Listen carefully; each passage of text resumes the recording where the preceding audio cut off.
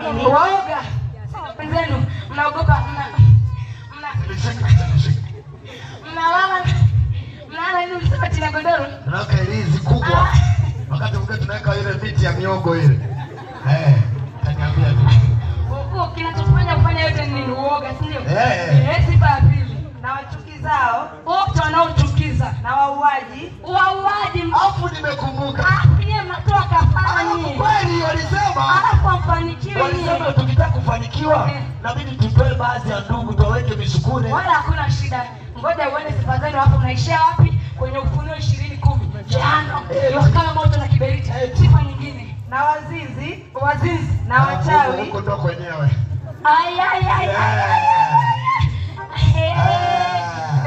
Na hao waabudu sanamu. Wote mnaoabudu sanamu. Umeniambia hivi mnaambia mkaabudu miungu ya kwenu. Hizo sifa zote ninazokuambia zitawafanya muende kwenye jehanamu ya moto. Na ni milele. Yaani sio kama ni swala la siku moja.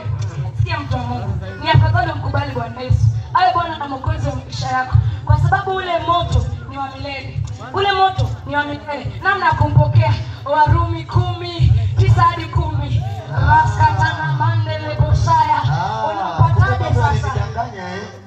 Sifa zenu. Kumbe babu alinidanganya. Alafu ashakufa. Hapa zaidi. Ukifika kule, hautahukumiwa wewe na babu yako. Peke yako. Habari mpe. Ndio umesikia sasa. Mama mjayo. Ndio umesikia sasa. Kuyajua kiu. Geuka. Njoo. Geuka. Njoo. Geukia mkono akubadilishie maisha. Abadilishe hatima yako.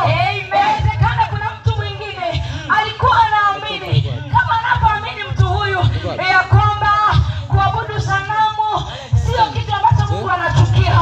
Inawezekana kuna mwingine ni muoga. Nikwambie mtu wa Mungu, hata uoga utakupeleka jehanamu. Nakwambia hivi, ni afadhali ugeuke, kwa sababu Biblia inasema mwisho wa yote ni mambo mawili. Kama ulimpokea awe Kristo na Mwokozi wa maisha yako, utaona raha ya milele. Kama ulimkataa, utahukumiwa. Ngoja nikwambie kitu. Tumalize hapo, naomba tumalize kwa sababu naona kama unanishawishi kwa mbali. Namalizia kitu. Nataka nifanye kitu. Namalizia kitu. Mtu wa akifa, wachungaji na watu wengine wanamwombea. Wanasema hivi, raha ya milele wape Bwana. Tunafanya hiyo raha ya milele. Kama ukumpokea Yesu, haya Bwana na Mwokozi wa maisha yako, itakuwa ni historia. Sikilizia kwenye nakwambia hivi. Baba alikufa akiwa baa. Kama umemwona mjomba wako alipofika mchungaji alisema hivi, alazo bali pema peponi. Mungu wangu hakuna. Na tuliambia maombi ya namna hiyo yanaweza kumbadilisha mtu hatima yake. Badilisha wakati umesikia sifa zenu mwishoni ni moto. Geuka. Kimbia. Badilisha mtazamo wako. Acha hayo mambo. Acha hayo mambo. Geuka. Sana. Nisomee mtu wa Mungu. Warumi 10:9 na 10. Ndio. Biblia inasema, kwa sababu ukimkiri Yesu kwa kinywa chako ya kuwa ni Bwana na kuamini moyoni mwako ya kuwa ni Mungu alifufuka katika wafu, utaokoka. Mstari wa 10. Kwa maana kwa moyo mtu huamini hata kupokea haki, na kwa kinywa hukiri hata kupata wokovu. Kwa hiyo sisi kwetu hutoi kafara. Sisi kwetu humtafuti kuku mweupe ambao kumpata ni kibarua. Sisi kwetu huwatoi ndugu zako kafara. Swala unalotakiwa kufanya jioni ya leo ni kumkubali ya kwamba ni Mwokozi. Kama ulivyoona ni Mwokozi, na namna ya kumpokea ni kwa kuamini moyoni mwako ya kwamba ni Bwana na Mwokozi wa maisha yako. Umekuwa kama ni mwanamke Msamaria, ungane kuhubiri Injili.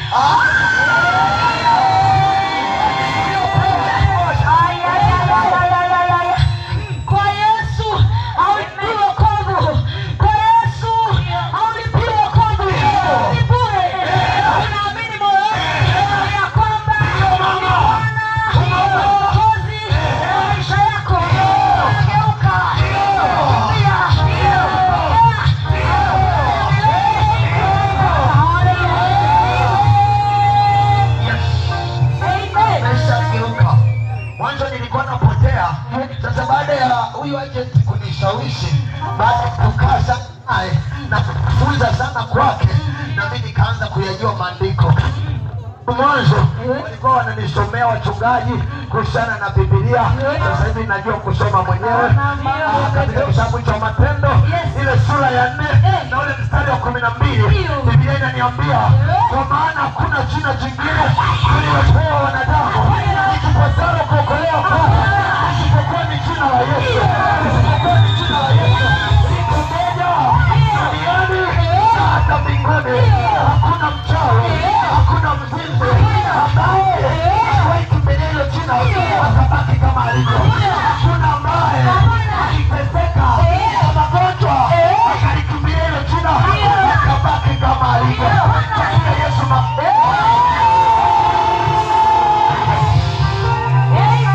tumeshajua shetani na kazi zake. Sasa katika mizimu tumehama. Wote tunarudi nyumbani mama. Wote tunarudi nyumbani mama. Wote tunarudi nyumbani.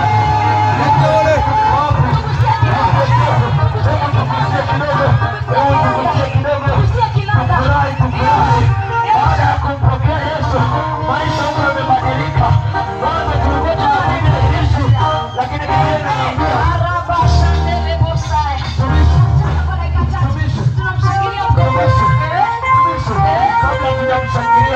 na huyo kusema kitu kimoja.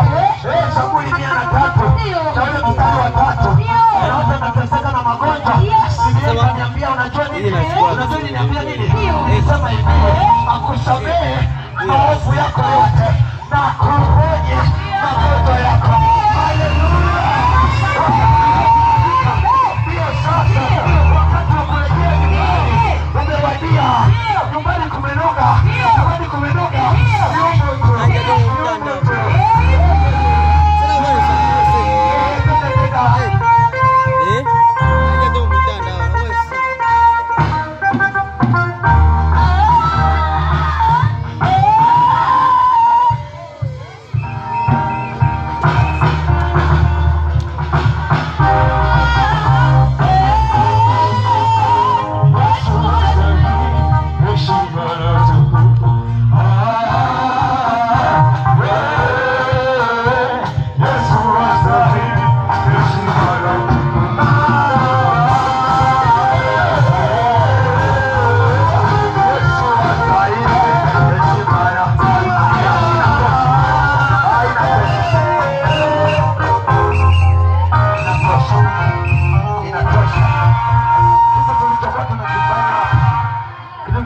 Tunakifanya hapo ni kitu walisia kabisa.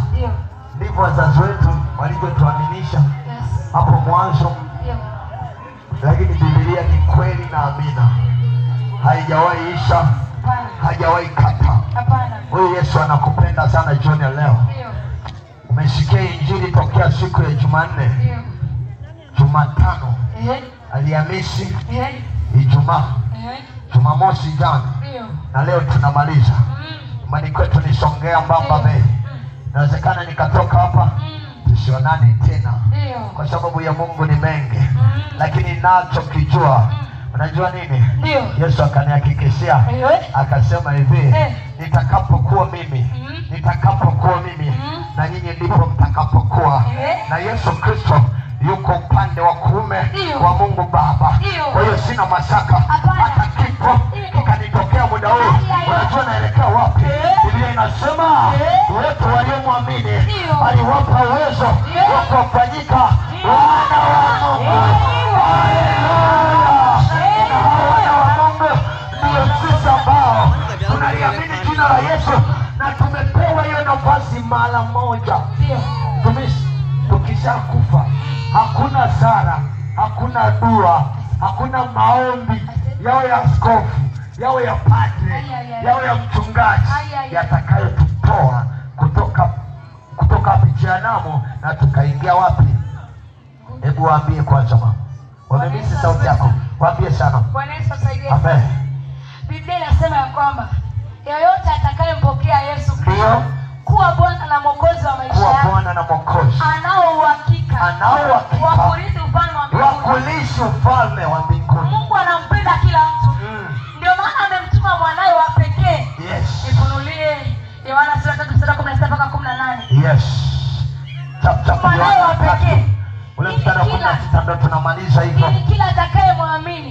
asipotee, Ndio. bali awe na uzima wa milele. Ndio. Ukifa unakuwa nao. Ndio. Ukiishi duniani hakuna magonjwa. Hakuna. Ukiishi duniani hakuna kuanguka. Hakuna. Ukiishi duniani haya mashaka ni kwa sababu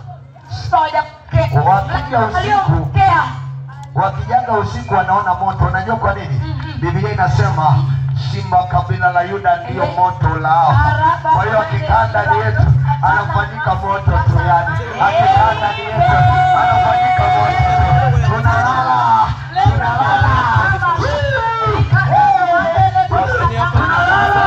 na tunakoroma, hatupati shida. Tukiwa tunalala hatutumii rizi, tukiwa darasani tunayochuna moto. Na huyo yuko hapa, huyo mwanaume tunayemhubiri yuko hapa, yuko kwenye viwanja. Ni kitendo cha kumwamini tu, Amen, na kumpokea. Akisha kaa ndani, kila kansa, kila ugonjwa anaufuta. Yes. Tumalizie mtoto. Tumalizie. Yes. Kwa kumwambia mtu mmoja. Makutano naomba tusimame. Popote alipo. Makutano naomba tusimame. Anaposikia sauti. Mungu akikujalia neema ya kusimama naomba tusimame.